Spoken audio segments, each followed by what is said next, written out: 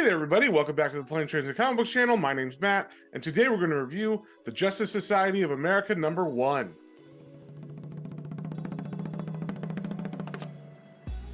But before we get into that, if you guys wouldn't mind liking, sharing, subscribing, commenting, it really helps me out and lets me know what you guys want to see more of. So, with that being said, let's get straight into it. Alright, we got the cover here for Justice Society of America #1. It is a DC comic, and it is by Johns, Janin, and Belair. And we start off with Huntress, and she is trying to find Dr. Fate. He has gone missing, so she's roughing up some criminals, trying to find out any information she can to find her friend. And she doesn't find anything important from the criminal she was beating up, so she goes back to the Justice Society headquarters, and we see that this is an entirely different Justice Society than we're used to. It's almost entirely made up of bad guys. We have Solomon Grundy, Gentleman Ghost, Harley Quinn's son, Icicle, the Red Lantern's daughter, and the Son of the Mist. And the only two heroes that are on this team are Huntress and Power Girl. And of course, Power Girl does not like this. She does not trust them. They were their enemies until Huntress recruited them. And this is creating tension with Power Girl and Huntress. So of course this meeting goes badly, and they all leave, and Huntress goes to talk to her mother. And if you didn't know, her mom is Catwoman and her dad was Bruce Wayne. So Huntress goes to talk to her mom, and she also doesn't like that Huntress is working with these bad guys. But Huntress tells her that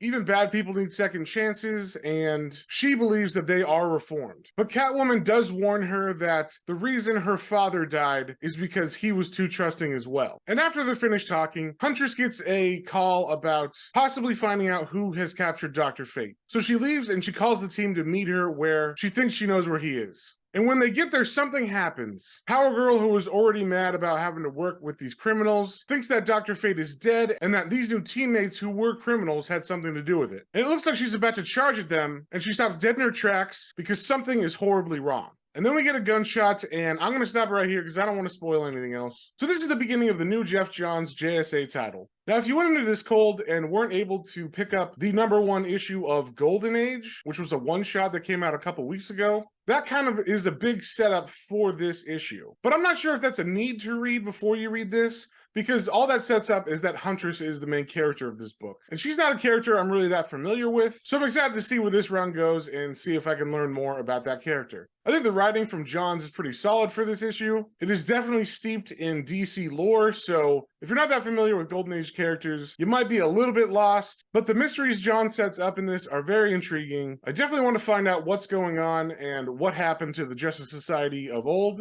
and what's going to happen with Huntress and this mystery she's uncovering. I thought the art was pretty good. There wasn't anything that really stood out amazingly to me, but it was definitely on the top end of your average comic art. So overall, I really enjoyed this issue. I'm very excited to see where the series goes next, so I'm going to give this one a 3.5 out of 5. I think it was a strong start to a new series, as long as you know a little bit about DC Golden Age stuff. And even if you don't, you just kind of jump in the deep end and go with the flow. So if you saw anything you like, definitely go pick that up at your local comic book store, and we will see y'all in the next one.